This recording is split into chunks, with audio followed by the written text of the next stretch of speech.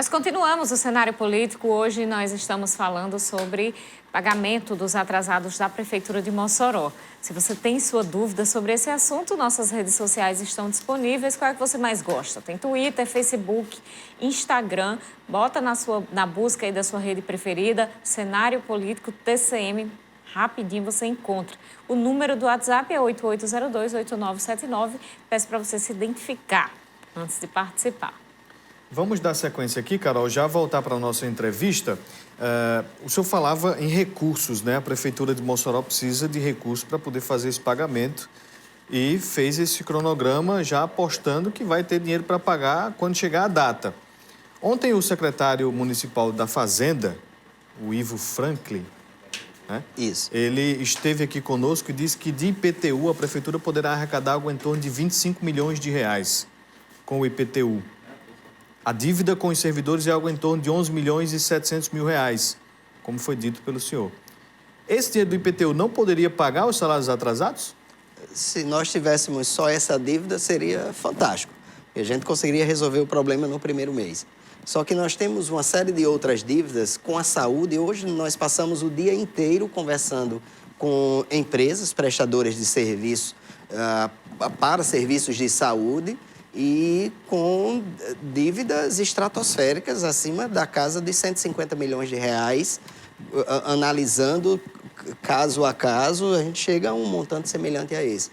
Então, se nós tivéssemos somente uma das prioridades, seria espetacular para o município, porque nós conseguiríamos fazer esse casamento de recebimento e pagamento de dívidas. Só que, dentro das prioridades, eu tenho que também analisar os serviços essenciais. Nós estamos hoje numa situação extremamente complexa. A discussão até do próprio cenário político, inicialmente, foi a nova realidade que a gente está vivenciando de pandemia. E eu não posso negligenciar com as empresas prestadoras de serviço da área da saúde, além de outras, mas essa eu coloco como prioridade, e que muitos desses recursos são recursos próprios do município e que nós encontramos também um cenário extremamente complexo. Então, a ideia foi tentar juntar os recursos do município, analisando dentro de um período de tempo que nós tivéssemos condições de realmente nos comprometer. Como eu tinha comentado anteriormente, é muito comum você enxergar municípios, estados que recebem um início de governo, recebem uma série de dívidas e esperam a situação melhorar para poder se comprometer com determinado pagamento. A gente fez o inverso. A gente já se comprometeu e qual é a ideia? A partir do momento que a gente se compromete, a gente vai trabalhar todas as estruturas financeiras e de planejamento de gestão orçamentária para honrar aquilo que nós nos comprometemos. Não é simplesmente pegar um recurso que vem do IPTU e jogar aqui, porque esse não é o único débito que nós temos em mão e não é a única prioridade ou de extrema prioridade que a gente tem. Nós temos aqui muitas participações. A Maria Clara gostaria de saber do secretário quando vai ser pago o plantão de janeiro da Secretaria de Desenvolvimento Social e Juventude. Eu não consigo definir especificamente, como eu disse, a gente está fazendo uma série de avaliações e, às vezes, esse plantão de janeiro pode ser que ele esteja dentro do pagamento de uma terceirizada. É muito específico a conta para que eu possa dar a prioridade ou definição da data agora. A gente tem acompanhado algumas dívidas da Prefeitura, uma delas com a APAMIM, né, que é a Maternidade Almeida Castro. Existe a informação de que algo em torno de 3 milhões de reais já foram bloqueados pela Justiça das contas da Prefeitura. Como é que está essa situação? Vamos ver, a APAMIM, a gente, esse ano, só para você ter uma ideia, nós já pagamos a APAMIM algo em torno de 4 milhões de reais. Então, a APAMIM, nós recebemos o município que tinha dívidas da APAMIM de outubro, novembro, dezembro. Das mais variadas características de recursos, inclusive recursos de Covid, que ela gerencia o São Luís. Um recurso de Covid gerenciado pela APAMIM, que vem recursos exclusivos para a Covid, estava em aberto. E nós tivemos que assumir esse compromisso com recursos do ano. Então, nós assumimos compromisso que era para ter sido feito no ano passado com recursos exclusivos do governo federal e que não foram cumpridos. Nós já chegamos a fazer pagamento de mais de 4 milhões para a APAMIM. Existe, sim, ainda um débito com a APAMIM de mais de 3 milhões de reais. Chega a ser mais do que isso. Hoje à tarde, nós conversamos com a diretoria da APAMIM, estávamos em discussão com a Procuradoria do município, tentando fechar com eles um acordo para que nós pagássemos algumas das contas que estão em aberto dentro desses 3 milhões, para que não houvesse bloqueio nas contas do município. E o que é interessante quando a gente fala de bloqueio, quando acontece o bloqueio acontece em qualquer das contas que tenham recursos. Então, de repente, eu tenho lá a conta que está sendo trabalhado, o recurso para pagamento de folha, e, de repente, acontece um bloqueio desse e me prejudica no momento do pagamento da folha do servidor. Tá? Mas a gente estava nessa negociação, conseguimos uma excelente discussão, a gente deve estar cumprindo alguns dos compromissos desses 3 milhões para que a gente não tenha problemas mais significativos. Muita gente aqui falando com a gente. Quero mandar logo um alô aqui do Niel, do Sumaré. A Ana Kelly, ela tá dizendo que não conseguiu identificar insalubridade. Eu já vim aqui no cronograma dar uma olhadinha para a gente ganhar tempo, viu, Ana Kelly? Insalubridade, 40% de recursos Covid, março de 2021. Insalubridade, 20%. Relacionado à folha de pagamento de dezembro, janeiro de 2022. Não sei qual é o seu caso aí, em qual que ele se enquadra, mas está aí. Vamos passar aqui para o Geraldo, professor da rede municipal, e gostaria de saber do senhor secretário se os valores dados ao longo do cronograma são o líquido ou o bruto do 13º? São valores líquidos. Certo. Vamos pular aqui para mais gente que quer participar. Nós do Fundeb sempre temos um pequeno reajuste anual. Como isso fica em 2021? É a Neide do Van Rosado. O reajuste ele acontece em um período específico que há uma discussão, toda uma tratativa específica para essa discussão, que não é esse o momento que abre-se essa possibilidade, até percentuais a gente não tem ainda definido claramente. A Fátima mora no bairro Aeroporto, gostaria de saber, eu tenho diferença do 10º, minhas horas extras e insalubridade para resolver, para receber. Quando é que eu vou receber? Para quem tem conta atrasada, o senhor acha que é certo pagar só em 2022? Na realidade, o ideal é Fátima? Fátima, do Fátima, Aeroporto. o ideal, Fátima, é que você tivesse recebido em dezembro e você não ter conta em atraso. Nós estamos montando uma estrutura financeira para que a gente consiga cumprir um débito que vem de uma gestão anterior. Aí, o ideal seria não ter esse débito com vocês e nem você ter dívida. Rosinete, ela manda um recado aqui para a secretária de Saúde, Morgana Dantas. Ela diz, vamos agir em relação ao atual estágio da Covid. Não podemos esperar que a situação se agrave ainda mais. Rosinete Costa, do Van Rosado. A gente tem também Caquinha, do Odete Rosado, perguntando quando sai o pagamento dos terceirizados da saúde, de dezembro de 2020. Como eu tinha comentado anteriormente, né? A gente está em discussão, são 7 terceirizadas. E a gente precisa conversar, já iniciamos desde ontem, a conversa com cada uma delas, tentando fechar esse cronograma para vocês. Secretário, só para pegar esse gancho das terceirizadas, a Prefeitura divulgou sobre pagamento das terceirizadas, fez um pagamento que faltava, só que algumas empresas não receberam, alguns funcionários de algumas empresas não receberam. A justificativa da Prefeitura é que existiam documentações pendentes, só que algumas dessas empresas disseram para os seus funcionários que a documentação está ok e não entendem por que não receberam o repasse da Prefeitura. Não seria por bem a Prefeitura esclarecer que empresas estão com documentação pendentes, divulgar essa relação para que a população e os funcionários interessados entendam em que pé está essa situação?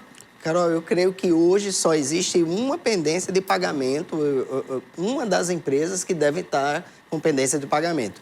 A maioria das outras empresas, elas já receberam o pagamento da Prefeitura Na hora que a gente fala de documentação, imagine que para você comprovar ou enviar, não é só enviar uma nota fiscal, você tem que enviar toda uma folha de ponto, toda a documentação de comprovação de regularidade fiscal para que a gente possa dar andamento a um processo de pagamento público. Não pode ser feito isso aleatoriamente.